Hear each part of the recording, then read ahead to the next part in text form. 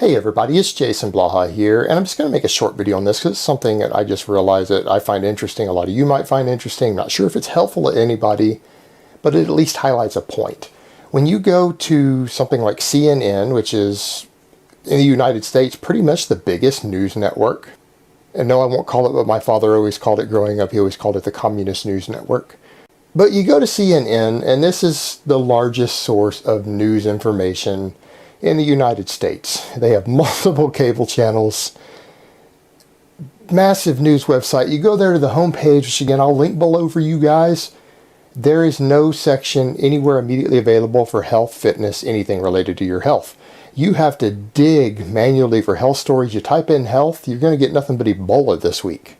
They don't run articles on this sort of stuff. Yet when you go to other countries, like let's say the UK, which is slightly more health oriented than the United States, like the BBC, the biggest public news network here, you go to their website, they have a health tab right there, easily accessible, where they discuss stuff. They do discuss diet, they discuss exercise, a lot of other stuff, science and medical technology. But there is actually a health section. The closest thing you've got to something like CNN is a technology, which some of it covers some medical technology. Great, solve problems for people who are already sick. And I think that's part of the problem we have in the U.S. You go to a place like the U.S. to where the people themselves are so profoundly ignorant regarding basic health practices other than the doctor. Nutrition is no longer taught. We don't have physical education. There's no longer a PE course mandatory in school anymore. People are becoming more and more sedentary, and we have massive epidemics of lifestyle-induced diseases. Everything from obesity to diabetes, at least type 2 diabetes, cardiovascular disease, cancer, things like this. Most experts will tell you who really study this stuff, the doctors in the field, only about 3% of people with these diseases is it even genetically determined. The other 97% of it is lifestyle. We have massive epidemics of these problems, and there's no education on it. And I think the news media contributes to the problem. We don't see anything meaningful being run in the main news ads to even push people in the direction towards health and fitness, or to really care about these things and the things they can do.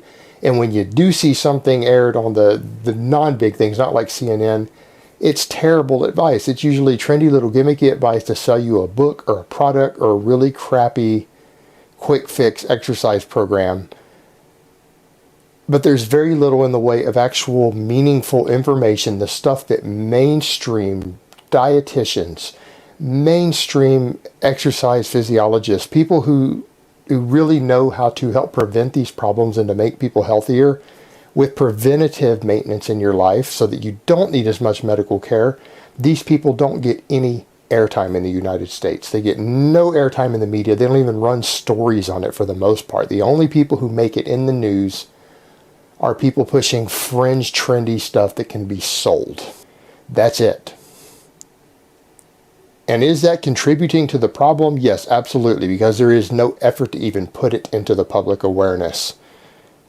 And I think because of that, that is going to contribute to the problem and has contributed to the problem in the long term.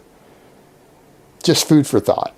And in countries to where they actually do care about the health of the citizens, particularly ones to where there's public health care, to where there's socialized medicine and the taxpayers having to pay everybody's bills, and the taxpayers having to pay for someone's fat ass who's diabetic, and it's coming off the taxpayer, those countries, they run stories on health. They run stories on fitness. They run stories on nutrition and exercise. That stuff makes it into the news. You don't see that in the U.S. Alright guys, that's really all I have to say on that today. I hope it has been informative, and I will talk to you guys next time.